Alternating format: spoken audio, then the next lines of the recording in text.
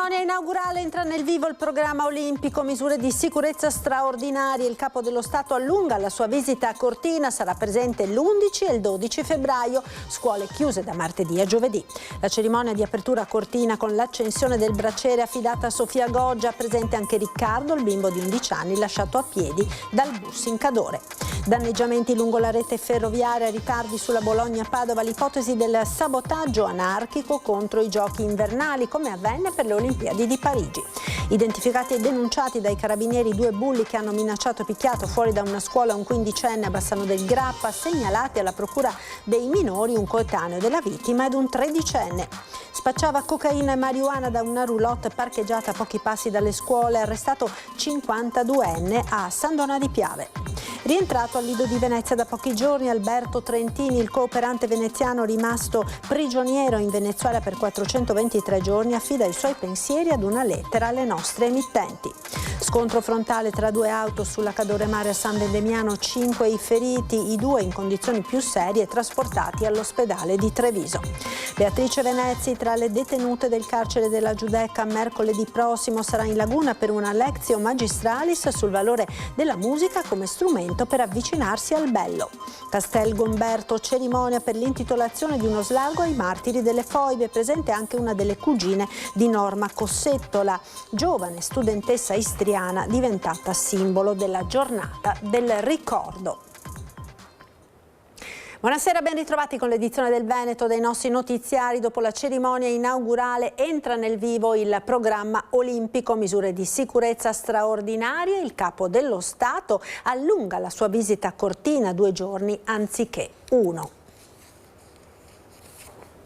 Mercoledì e giovedì, che visiterà poi anche il villaggio olimpico, pranzerà con gli atleti, quindi una testimonianza di vicinanza non solo alle Olimpiadi, al nostro territorio, ma anche a tutti coloro i quali oggi stanno testimoniando il valore e lo spirito olimpico nella nostra provincia. Non una visita lampo, ma un viaggio di 2 giorni per stare accanto ad atleti e comunità. Dopo aver dichiarato aperti i Giochi Olimpici 2026, Sergio Mattarella sarà a Cortina per 2 giorni, dove oltre a pranzare al villaggio olimpico assisterà alle gare e visiterà Casa Italia. Il Quirinale ha confermato con la Conca che resta sorvegliata speciale, altissime le misure di sicurezza con la variabile JT Vance. Il vicepresidente statunitense atteso anche lui tra le nevi delle Tofane per le gare di discesa. Le forze dell'ordine sono tutte schierate. L'Arma dei Carabinieri insieme ai colleghi della Polizia e della Guardia di Finanza è in prima linea per garantire che questo evento sia sicuro. Abbiamo vari assetti, dall'ordine pubblico all'antiterrorismo, i cinofili, gli artificieri e come vedete anche i carabinieri sciatori. In campo ovviamente anche i vigili del fuoco che nelle scorse ore hanno effettuato verifiche sul sistema antincendio del villaggio olimpico. Allo stesso tempo il dispositivo nucleare, biologico, chimico e radiologico è stato impegnato nel monitoraggio dell'area all'interno del Curling Center. Operativa 24 ore su 24 la sala safety ospitata al comando dei pompieri di Belluno con il consigliere provinciale delegato della Protezione Civile Massimo Bortoluzzi che ha fatto visita a operatori e volontari. A San Vito l'incontro con le tute gialle della Valle del Boite. Occhi puntati anche sulla pista da bob dove è stato segnalato un presunto caso di sabotaggio al gruppo elettrogeno con la manomissione di cavi, fatto tutto da chiarire visti anche dei falsi allarmi registrati nel recente passato. Potrebbe trattarsi di un errore, ma nulla viene lasciato al caso. Un grazie ancora a tutti coloro i quali si stanno prodigando per assicurare giochi all'altezza delle aspettative e soprattutto proprio perché avremo gli occhi puntati di 3 miliardi, se ieri erano 2 miliardi durante la cerimonia, arriveranno presto durante le gare ad essere molti di più. E dal 10 al 12 di febbraio, anche in concomitanza con l'arrivo del Capo dello Stato, le scuole resteranno chiuse a Cortina. I ragazzi saranno coinvolti nei giochi, assicurano dal Comune. È una decisione che rispettiamo anche perché questi eventi comportano delle attenzioni particolari sul territorio, per cui un evento perché abbia una buona riuscita prima di tutto serve che ci sia la massima sicurezza, l'incolumità pubblica e su questo non si può scherzare, per cui qualche piccolo sacrificio, forse sì e forse no, bisogna farlo, per cui insomma andiamo avanti con estrema tranquillità. Rientra nella categoria sacrifici inevitabili la scelta della Prefettura di Belluno di chiudere le scuole a Cortina Cortina tra il 10 e il 12 febbraio, giorni clou per le Olimpiadi, non solo per lo sport, vista anche la presenza del Capo dello Stato. Per chi rimane a casa si studiano però alternative che rientrano nel pieno spirito olimpico. Adesso proprio la Fondazione sta ragionando affinché questi ragazzi possano essere di fatto in questi giorni di chiusura attivi e partecipi a questo evento. Rimarrà anche in loro un grande ricordo quando saranno più grandi. Ma la sfida va oltre Cortina e riguarda le nuove generazioni in una montagna alle prese con un inverno demografico ormai perenne. A Belluno l'assessore allo sport ha promosso l'installazione di maxi schermi in piazza per collegare il capoluogo all'Ampezzo e promosso iniziative nelle scuole. Stiamo trasmettendo informazioni, stiamo facendo cultura intorno allo sport, perché ricordiamo che le Olimpiadi non sono solo delle competizioni di altissimo livello sportivo, perché ogni nazione mette in campo i migliori atleti disponibili, ma sono anche occasione per parlare di valori, e questo a noi interessa soprattutto per la popolazione più giovane. Ritornare attrattivi per i giovani dunque. I Giochi Olimpici in casa dimostrano che forse non occorre andare lontano o che perlomeno si possono aprire nuove opportunità. Perché noi dobbiamo prendere sempre spunto a Milano, alla Movida di Milano, a tutti questi momenti così gioiosi che a Milano poi arrivi a Milano e vai a dormire magari in un sottoscala, fai fatica a pagarti a fine mese perché un 1.500-1.800 euro di affitto sono tanti. Qua abbiamo praticamente tutto, però dobbiamo crederci, e il crederci non lo si compra al supermercato, lo si crea. Ieri sera la cerimonia d'apertura dei giochi, le grandi emozioni, una serata da sogno, dicono i giovani atleti. Vediamo il servizio con le immagini e il montaggio di Stefano Bozzi.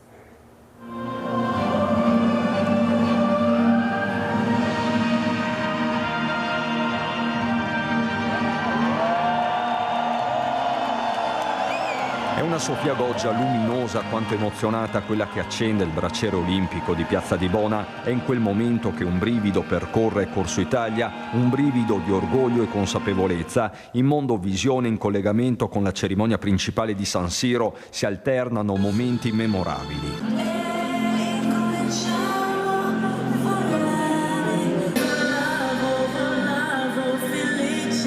La musica che unisce, come per l'inno d'Italia, a Milano Laura Pausini, a Cortina il coro Cadorino Comegliano di Sole Note, e qui tra i protagonisti dell'alzabandiera c'è anche il piccolo Riccardo, l'11enne lasciato a terra dal bus in Cadore, è diventato un caso nazionale. Sorride a Riccardo, ma la sua emozione è visibile anche nel dietro le quinte. Con lui del resto c'è il quartetto d'oro nella staffetta di fondo a Torino 2006, Valbusa, Zorzi, Dicenta, Piller Cotrer.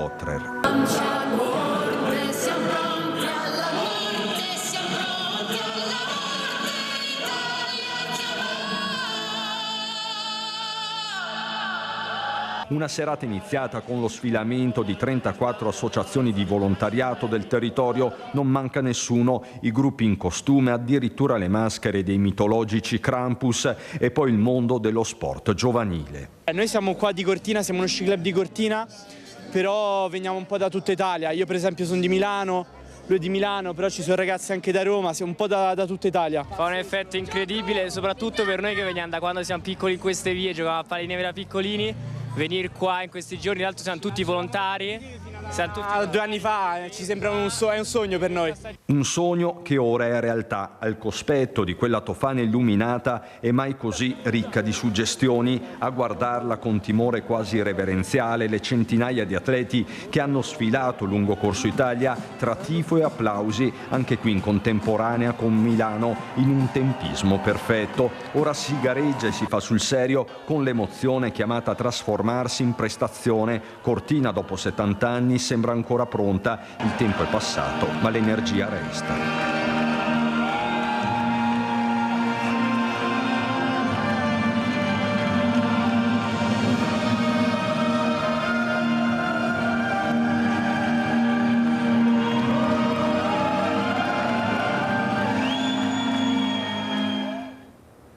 Danneggiamenti lungo la rete ferroviaria, ritardi sulla Bologna-Padova, l'ipotesi del sabotaggio anarchico contro i giochi invernali come avvenne alle Olimpiadi di Parigi. Nel giorno d'apertura delle Olimpiadi invernali di Milano Cortina scatta l'allarme sulla rete ferroviaria. Disagi e rallentamenti hanno interessato la tratta Bologna-Padova dopo il tranciamento di alcuni cavi elettrici nei pressi di Bologna Centrale. Sul posto sono intervenuti Polfer e Digos. Gli inquirenti stanno valutando la pista del sabotaggio di matrice anarchica. Secondo quanto emerso sarebbero 3 i danneggiamenti avvenuti quasi in contemporanea sulle linee ferroviarie italiane all'avvio dei giochi. Sulla Bologna-Padova, linea ordinaria, è stato trovato e rimosso un ordigno rudimentale su uno scambio. Sulla stessa tratta in alta velocità sono stati tranciati i cavi in un pozzetto. Un terzo episodio è stato segnalato sulla Bologna-Ancona a Pesaro, dove ha preso fuoco una cabina elettrica. Le conseguenze sul traffico sono state pesanti. I treni alta velocità, intercity e regionali hanno accumulato ritardi fino a 90 minuti, con ripercussioni anche sul collegamento Bologna-Padova. Gli investigatori non escludono un'azione dimostrativa sul modello degli attacchi registrati in Francia durante le Olimpiadi di Parigi 2024. Sul caso è intervenuto anche il ministro dei trasporti, Matteo Salvini, che parla di un atto di delinquenza e di un possibile attentato premeditato. Sono stati identificati e denunciati dai carabinieri 2 bulli che hanno minacciato e picchiato fuori da scuola un 15enne di Bassano del Grappa. Lo avevano aspettato fuori dalla scuola per picchiarlo. I carabinieri di Bassano del Grappa hanno individuato i 2 aggressori di 13 e 15 anni. I fatti risalgono al mese scorso. Il 10 gennaio la vittima, anche lui quindicenne, li aveva incontrati per le vie del centro di Bassano. Era scoppiata una discussione per futili motivi che ha portato i 2 giovanissimi a strattonarlo e a strappargli il cappuccio del giubbotto. La situazione pareva poi essersi tranquillizzata. 3 giorni dopo, però, lo studente ha notato i 2 fuori dalla finestra della sua classe. Per paura è rimasto all'interno dell'edificio ben oltre il suono dell'ultima campanella, cercando di temporeggiare. Uscito, è stato subito avvicinato dai 2 minori. Volevano che lui li seguisse per parlare al parco vicino. Al suo rifiuto, uno di loro gli ha sferrato un pugno al volto, continuando a colpirlo nonostante il ragazzo non reagisse e anzi cercasse solo di allontanarsi. Nel tentativo di rientrare a scuola, il 15enne è stato nuovamente atterrato, finendo a terra davanti a un'auto in movimento, mentre l'aggressione proseguiva con calci e pugni. La violenza si è interrotta solo grazie all'intervento del personale scolastico. Nel frattempo i 2 aggressori si erano già dati alla fuga. Adesso sono stati identificati e denunciati a piede libero per il reato di percosse aggravate in concorso. E Venezia oggi ha celebrato la giornata contro il bullismo, dando la parola anche ai giovani che ne sono stati vittima. Non mi sono dimenticato delle volte che mi avete bullizzato. Mettevate in un angolo e ridevate di me. Non mi sono dimenticato delle volte che mi avete bullizzato. Mi mettevate in un angolo e ridevate di me.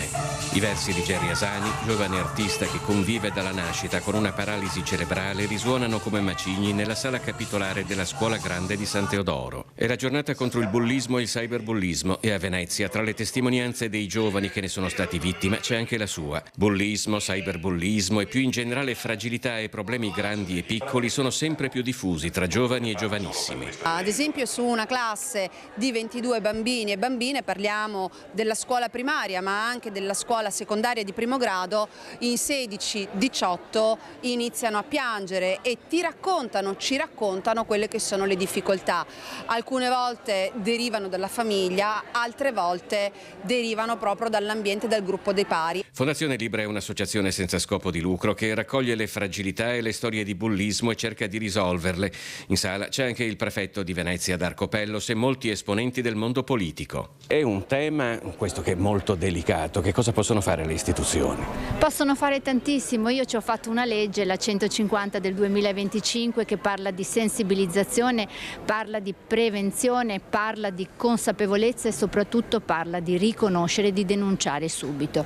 È una legge che parla di bullismo, di body shaming, la denigrazione del corpo fisico. Abbiamo avuto degli episodi di cronaca terribili, dei suicidi di giovanissimi ragazzi e quindi l'attenzione deve essere massima. Le cronache degli ultimi anni poi hanno rilevato una preoccupante degenerazione di baby gang che progressivamente ampliano il proprio raggio d'azione fino ad infrangere norme del codice penale. Nel nostro ordinamento il minore è già perseguibile penalmente dai 14 anni in su. Magari questo a volte nemmeno lo si sa. ma l'intervento che ad esempio invece ci ha consentito anche nel recente intervento con il ultimo decreto legislativo di fare un'operazione interessante è quello di ampliamento dell'ammonimento, che si potrà applicare dai ragazzi dai 12 ai 14 anni, chiamarli davanti al questore anche per i reati diciamo più bagatellari. Questa chiamata davanti al questore ovviamente sarà accompagnata anche dalla presenza dei genitori, i quali anche loro devono assumersi la responsabilità. 52enne arrestato a San Donà di Piave, spacciava nei pressi di una scuola da una roulotte. La roulotte del senza tetto era diventata il luogo dove il 52enne di origine tunisina spacciava cocaina e droga di ogni genere, specie agli studenti, visto che il mezzo, per comodità sia del pusher che dei giovani clienti, era stato parcheggiato proprio a ridosso degli istituti scolastici. Il fatto è a San Donà di Piave, dove i carabinieri al momento dei controlli hanno verificato come la roulotte fosse diventata un vero e proprio deposito della droga. Quasi 300 grammi di cocaina già divisi in pezzi da 1 grammo, pronta per la vendita, marijuana, 95 grammi di sostanza da taglio, 220 euro in contanti, frutto dello spaccio, bilancini vari e soprattutto un'agendina di credito della droga con nomi e cognomi di persone e studenti che dovevano saldare lo stupefacente di turno acquistato spesso sulla parola, specie dai fedelissimi. Fenomeno fortemente inquietante e che preoccupa non poco questo del dilagare della droga nelle scuole, spiega il sindaco Alberto Teso. Abbiamo potenziato notevolmente i controlli antidroga in centro, in prossimità degli istituti scolastici, in particolare dopo l'entrata in servizio del nostro nuovo agente speciale che è il cane Atom. L'arresto con i sequestri di droga frutto dell'intensificarsi dei controlli antispaccio, specie nelle scuole, resi ancora più efficaci anche grazie all'arrivo del nuovo agente dell'unità cinofila, appunto il cane Atom, dichiara sempre Teso. I sequestri di stupefacenti sono aumentati in maniera impressionante, chiaramente molto spesso è per uso personale, le denunce per detenzione a fine di spaccio sono una minoranza, però è evidente che andandolo a cercare lo stupefacente si trova, insomma. Il pusher 52enne arrestato e portato in carcere a Venezia, sequestrata la droga con tutto il materiale dello spaccio, soldi compresi. Rientrato al Lido di Venezia da pochi giorni, Alberto Trentini, il cooperante veneziano rimasto per 423 giorni prigioniero in Venezuela, affida i suoi pensieri ad una lettera inviata alle nostre reti. Rientrato al Lido da pochi giorni, Alberto Trentini, il cooperante veneziano, dopo 423 giorni di ingiusta detenzione in Venezuela, in queste ore Alberto riceverà l'abbraccio degli amici che, pure a distanza, non l'hanno mai lasciato solo, mobilitandosi per la sua liberazione. Tra un controllo medico e l'altro, le ore trascorse finalmente in famiglia, Alberto affida una lettera per il nostro gruppo Media Nord-Est alcuni dei suoi pensieri che in queste ore gli affollano la mente. Non ha rimorsi e alla domanda se dopo le sofferenze che ha subito valga ancora la pena di essere cooperante, dice: Assolutamente sì. Rimango convinto della pertinenza ed efficacia dell'aiuto umanitario come strumento indispensabile per salvare vite e mitigare le sofferenze di popolazioni in difficoltà. Certo è un lavoro che comporta dei rischi e anche numerosi sacrifici sul piano della vita personale, ma anche moltissime soddisfazioni. In quanto a me, non ho rimorsi.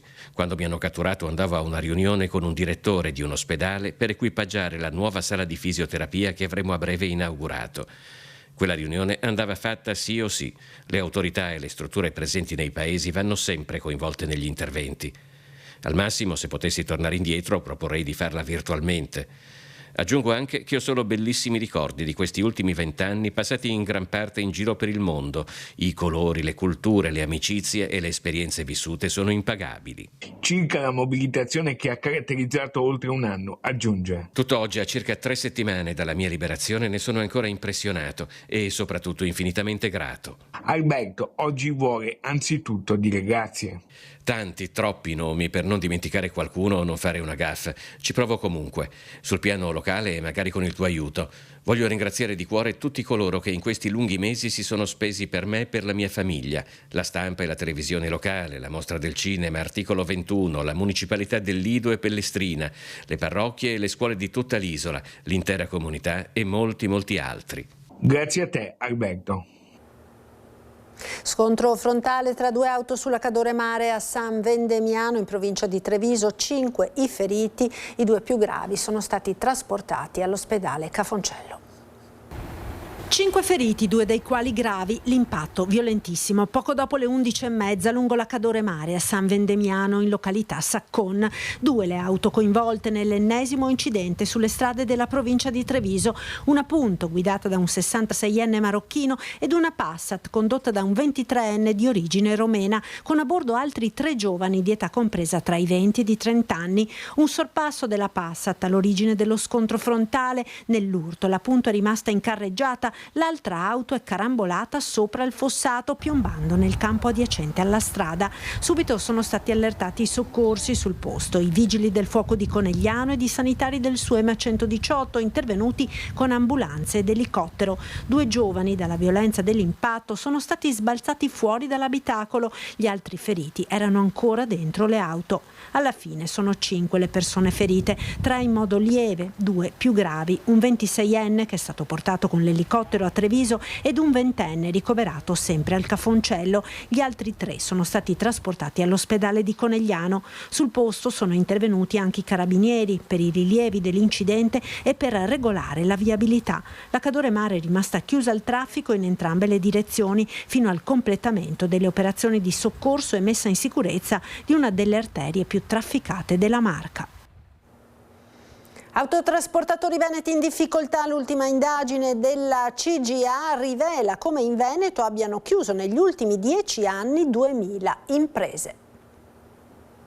Cresce il costo dei pedaggi autostradali più 1,5% con il nuovo anno, aumenta il prezzo del gasolio più 3,6%, come i costi di gestione aziendale. Le imprese dell'autotrasporto sono sempre più in difficoltà. L'ultima indagine della CGA di Mestre evidenzia come negli ultimi 10 anni in Veneto si siano perse 2000 imprese. La moria più alta in termini percentuali in provincia di Belluno, che ha visto la chiusura di 73 imprese, meno 34%. In termini assoluti svetta la provincia di Treviso, che ha perso 468 imprese di autotrasporto, pari al 30%. Seguono Rovigo, meno 28,9% e Venezia, meno 28,7%. Molte piccole e medie imprese denunciano margini di guadagno sempre più ridotti e difficoltà a rinnovare i mezzi o a reperire nuovi autisti. Le piccole imprese non possono usufruire di rimborsi sui pedaggi né di crediti d'imposta per compensare l'incremento delle accise, tanto che ogni camion impiegato potrebbe subire un aumento medio annuo del costo per il solo acquisto del carburante di circa 2.000 euro. Sono necessari interventi urgenti, incentivi, semplificazione burocratica e maggiore tutela nei rapporti con la committenza. Senza misure concrete rischia una riduzione di servizi e pesanti ricadute sull'intera filiera produttiva del nostro territorio.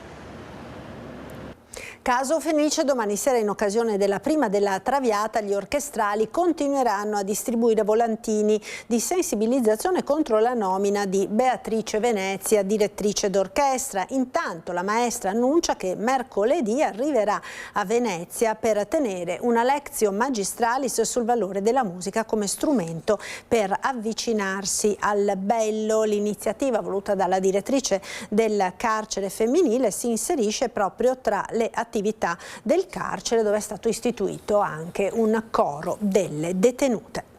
A Castel Gomberto ora cerimonia per l'intitolazione di uno slargo ai martiri delle foibe. Presente all'intitolazione anche una delle cugine di Norma Cossetto. Rimane ancora tanto da dire, la storia deve essere ancora detta tutta, notiamo che ci sono ancora degli omissis e delle pagine che devono ancora essere scritte completamente. Dai libri di storia ancora non siamo pervenuti nei libri di storia, anch'io come studentessa e mia sorella, quindi parliamo anche di altre generazioni, non hanno avuto l'opportunità di poter fare una discussione in classe, una riflessione, di leggere un trafiletto oppure tantomeno un capitolo su un libro di storia per quanto riguarda le tragedie tragedie così complicate e intricate del nostro confine orientale. Una pagina di storia del Novecento, una memoria ancora non del tutto restituita, il senso delle parole e delle lacrime di commozione di una cugina di Norma Cossetto, ad 83 anni dall'uccisione della giovane studentessa istriana, diventata una delle storie simbolo della giornata del ricordo, istituita per rinnovare la memoria delle vittime delle foibe e dell'esodo giuliano-dalmata nel secondo dopoguerra. Il ricordo particolare di Norma Cossetto è il suo sorriso, il fatto che avesse comunque un carattere molto pacifico, tranquillo, che era, mio padre la definiva sempre un cuore contento, una persona che non aveva mai avuto nessun atteggiamento aggressivo né di dolo verso nessuno e quindi una ragazza molto impegnata a trovare il suo posto nel mondo, a smarcarsi dalla famiglia, era impegnatissima con le ricerche della sua tesi, comunque aveva iniziato ad insegnare presso alcune scuole del circondario. Era una ragazza che era veramente orientata verso il futuro. Memoria sui libri e sugli spazi urbani, come l'intitolazione di uno slargo a lato della piazza principale di Castelgomberto ai martiri delle foibe, gesto voluto dall'amministrazione affinché resti un segno capace di richiamare ogni giorno alla memoria, alla responsabilità e al rifiuto di forme di violenza ideologiche. È un segno che siamo sentiti in dovere di dare, anche in ragione di un percorso che è stato fatto a Castelgomberto con alcune conferenze e con un interessamento sul tema. Rientra tra le tante iniziative promosse sul territorio, come il corteo che si è snodato in centro storico a Vicenza. E con queste iniziative noi cerchiamo semplicemente di ripagare il debito che la nazione ha con i martiri delle foibe, quindi con gli infoibati e con gli esuli, quindi i 350.000 italiani che hanno dovuto abbandonare tutto per rimanere solo e solamente italiani. Ed era questo l'ultimo servizio per l'edizione del Veneto, grazie per essere stati con noi. Come sempre vi lascio alle previsioni del tempo sul Triveneto dopo la sigla. Arrivederci.